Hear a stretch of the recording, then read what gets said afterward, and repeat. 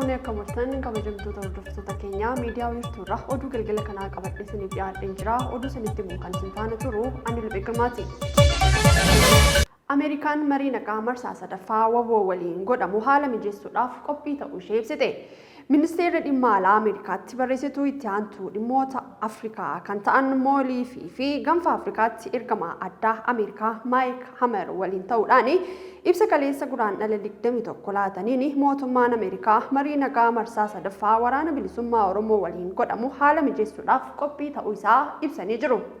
Ambaasaadder Maayik Hamer marii nagaa marsaa lammataa mootummaa Itoophiyaa fi waraana bilisummaa Oromoo gidduu baatii sadaasa darbee Taanzaaniyaatti gaggeeffame irratti haala mijeessummaadhaan hirmaachuu isaanii yaadachuudhaan ammallee marii marsaa sadaffaa furmaata waaraa ta'u haala mijeessuudhaaf qophii ta'uu keenya qaamolee lamaaniif beeksifneerra jedhan. Maayik Hamer kana kan himanis gorsaa olaanaa ajaja waraana bilisummaa Oromoo jireenyaa guddataa odeeffannoo ammaatti karaa idilee nu dhaqqabe hin jiru jechuudhaan himanii jiru. Waliigalteen viizaa Itoophiyaa fi Keeniyaa bara 1958 ture hin haqamne jedhame. Ministeerri dhimma alaa har'a ibsa torbanii kenneen waliigalteen viizaa Itoophiyaa fi Keeniyaa bara 1958 ture akka hin haqamne beeksisee jira. Dubbi himaan ministeerichaa Ambaasaadder Mallas Alam akka jedhanitti biyyoonni lamaan bara 1958 waliigaltee viizaa dhabamsiisuu qabu kan jedhanii fi kunis lammiileen biyyoota lamaanii haala salphaadhaan biyya waliinii keessa akka socho'an taasisuudhaaf akka ta'e heeranii jiru. Ammas waliigalteen viizaa bara 1958 biyyoota lamaanii gidduutti ture hin haqamne kan jedhan yeroo ta'u mootummaan Keeniyaa sirna viizaa sakatta'uuf yaalii godheera kan jedhan Ambaasaadder Mallas sirni kaffaltii waliin wal qabatu lammiilee Itoophiyaaf erga sirnicha qopheessanii booda kaafamee jira jedhan. Bulchiinsi godina Gujii qaamolee sirna walharkaa fuudhinsaa Baalli Gadaa Gujii 75ffaa akka milkaa'uuf gumaacha isaanii bahanii galateeffatanii jiru.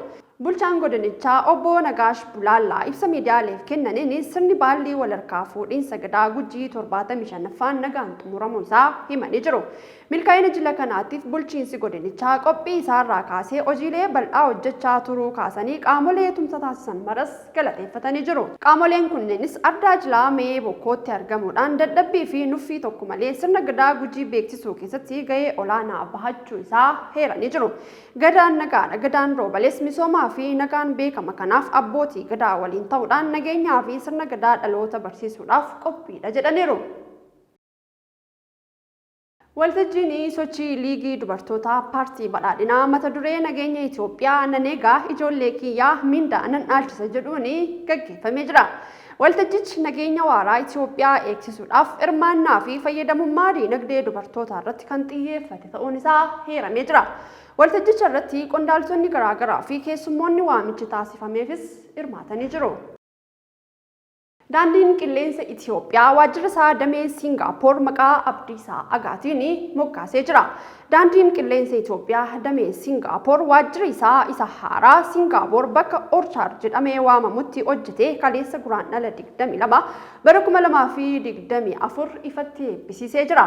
Waajjira kanas maqaa gootichaa Leetanaal Jeneraal Abdiisaa Agaatiin moggaasuu isaa daandiin qilleensa Itoophiyaatti hoogganaa naannawaa Singaappoor, Awustiraaliyaa fi Niwuziilaand kan ta'e Injiinar Taliilaa Guutamaa beeksisee jira. Injiinar Taliilaan fuula miidiyaa hawaasummaa isaaniitiin maxxansaniin waajjira haaraa eebbifame kana waajjira Leetanaal Koloneel Abdiisaa Agaa jennee kan nuti moggaafne har'a utuu hin taane gaafa hojii isaa eegallee ture jechuudhaan kunis biyya keenyas onnee keenyas addunyaa irratti beeksisuudhaaf shoora olaanaa taphata jennee waan itti amannuuf goone. Kana jennee waamuu keenyaanis baay'ee boonnaa jedhee jira. Gootota jaarraa 20ffaa keessatti mul'atan keessaa tokko ta'uu kan himamu Leetanaal Jeneraal Abdiisaa Agaan bara jireenya isaa bara 1919 hanga 1977 tureen waraana marsaa lammataa Itoophiyaa kan Xaaliyaanii waliin gaggeessite irratti gootummaa guddaa agarsiiseen seenaa keessatti yaadatama. Itoophiyaan haasawaa ergamaan addaa Soomaaliyaa mana maree nageenyaa UN'tti taasisanii akka ishee gaddisiisee ibsite. Guyyoota muraasa dura mana maree nageenyaa dhaabbata mootummoota gamtoomanitti argamuudhaan ejjennoo mootummaan isaanii kan dhageessisan UN'tti ergamaa addaa Soomaaliyaa Abubakar Osmaan haasawaan taasisanii soba jechuudhaan Itoophiyaan qeeqxe. UN't ergamaa addaa Soomaaliyaa kan ta'an Abubakar Osmaan Itiyoophiyaan lafa Soomaaliyaa irratti buufata waraanaa kan hundeessitu yoo ta'e Soomaaliyaa fi uummata ishee irratti waraana akka labsitetti ilaalamaa jedhanii turan. Ibsi mootummaan Itiyoophiyaa baases gama isaatiin haasawaan isaanii sobaa fi bu'uura kan hin qabne ta'uu irra darbee himannaa sobaa aangawoonni mootummaa Soomaaliyaa Itiyoophiyaa irratti dhiyeessan waliin kan wal qabatudha jechuudhaan ibsan. Kan hordofaa turtan miidiyaa wiirtuurraa oduun galgala kanaaf qabannee dhiyaanne kana fakkaata. Yeroo gaariin waliin qabaattanii ulfaadhaa jechaa miidiyaa wiirtuurraa qophiilee hafan waliin turtii gaarii.